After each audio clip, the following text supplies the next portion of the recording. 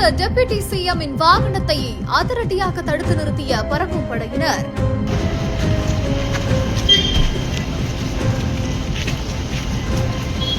நேற்று வேடசந்தூரில், இன்று கொடை ரோடு டோல்கேட்டில்